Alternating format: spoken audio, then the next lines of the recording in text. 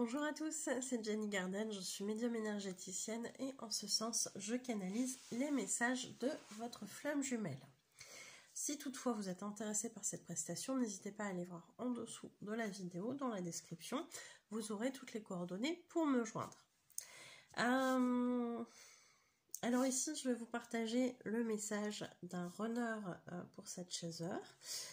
Je les remercie d'ailleurs tous les deux de m'avoir autorisé à partager ce message qui peut vous aider, vous aussi, sur votre propre parcours. Et merci beaucoup d'ailleurs pour vos retours parce que vous me le dites régulièrement que ça vous aide. Bon, ça c'est chouette, je suis ravie, et puis merci aux personnes qui acceptent aussi de partager parce que c'est des messages quand même assez personnels, mais comme elles me le disent, moi-même j'ai eu recours au message entendu, ça m'a aidé sur mon parcours, donc oui, bien sûr, j'accepte de faire la diffusion sans souci. Et ça, c'est une richesse énorme que vous m'offrez là, parce que ça permet vraiment d'avoir des cas concrets dans les parcours FJ, et le fait de savoir que ça vous aide, c'est super chouette. Merci beaucoup. Alors ici, il y a deux questions, parce que c'est des choses que vous pouvez faire aussi, c'est de poser des questions avant la canalisation, hein, comme ça, moi, je les pose pendant. Et ça vous permet par la suite d'avoir les réponses, tout simplement. Hop, j'étais en train de noter un petit quelque chose en même temps.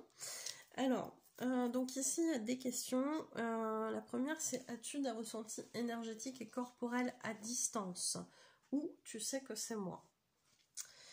Donc la réponse du runner, la voici. Oui, je te ressens dans mes énergies et parfois aussi dans mon corps lorsque je laisse passer tes émotions. Il faut se rappeler que le runner, pendant un temps, il a ce bouton on-off, hein. Donc des fois il coupe, il ressent plus. Et des fois, effectivement, il remet et il ressent de nouveau les choses. Souvent, quand il ressent de nouveau les choses après avoir coupé, il se prend aussi le reste, hein. Donc couper, c'est pas forcément super chouette, parce que tout ce qu'on n'a pas vécu pendant un temps, on va le récupérer en plus.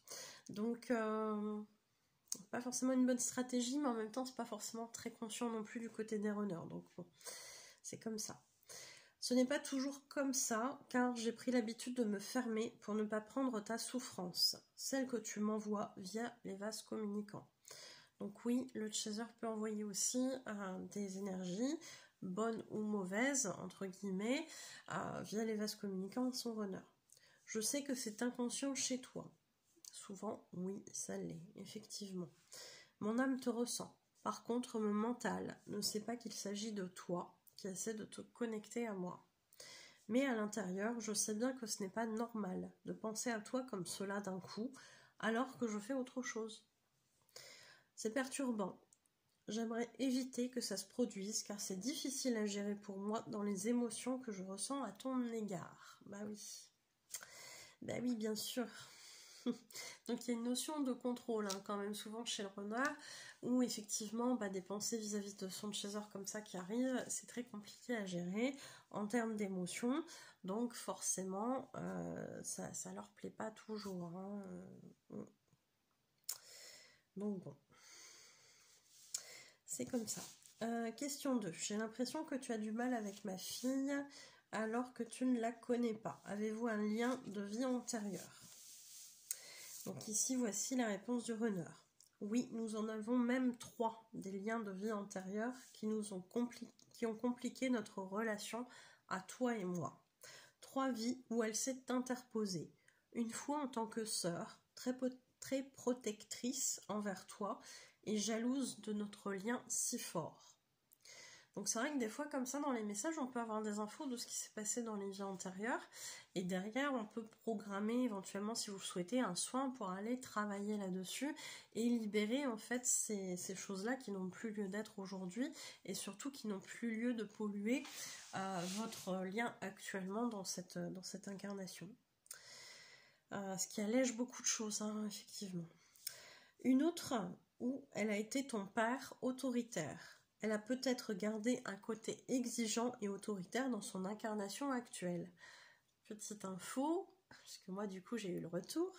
effectivement, c'est bien le cas dans cette incarnation. C'était un père qui te brimait, qui t'empêchait de vivre, d'avoir ne serait-ce que des relations amicales. Il était très méfiant, il avait peur que l'on te fasse souffrir, ou qu'on abuse de ta naïveté et de ta gentillesse. Et il nous a empêchés de nous fréquenter. Il m'a tué involontairement en me poussant pour m'éloigner de toi, parce que je te détournais du droit chemin, disait-il. Comprends-tu pourquoi, instinctivement, je ne recherche pas trop à entrer en contact avec les énergies de ta fille? Ça peut s'entendre. Ça peut se comprendre, effectivement. Pour la 3e vie antérieure, elle était déjà ta fille, issue d'un mariage où ton mari était décédé. Je l'ai accueillie comme ma propre enfant, mais elle a été très manipulatrice et a réussi à faire que nous nous sommes séparés. Je garde tout cela en mémoire dans mon âme et cela fait que je suis très méfiant vis-à-vis d'elle. D'autant que dans cette incarnation, elle est encore ta fille. Donc vous voyez, il y a des choses qui se reproduisent comme ça. C'est normal parce que ça n'a pas été travaillé, ça n'a pas été digéré dans les vies antérieures, donc ça revient. J'ai peur que tu prennes en partie... j'ai peur que tu prennes son parti, et me demande de quitter les lieux, comme dans cette dernière vie antérieure dont je viens de te parler. Donc, oui, effectivement, c'est compliqué. On peut comprendre que ça soit pas simple d'envisager pour ce renard une relation ne serait-ce que cordiale, neutre, avec cet enfant qui est la fille de Seth Chaser dans cette incarnation actuelle, mais vis-à-vis du passif qu'il y a eu, c'est compliqué. C'est compliqué et visiblement il y a des répétitions, puisque le côté autoritaire de ce père qu'elle a été dans une vie antérieure pour sa mère, c'est encore présent. Donc forcément, c'est pas évident. Et puis là, elle rejoue ça vis-à-vis de dans le rôle de la fille de la Chaser. Donc forcément, les manipulations, etc., ça peut être des peurs de revivre en fait la même situation du côté runner. Donc tout ça, effectivement, ça va se travailler en soin, on va couper ce qu'il y a à couper, on va travailler à la résolution de certaines vies antérieures quand on peut le faire, ce qui permet derrière d'alléger beaucoup de choses. Et voici le message libre de ce runner.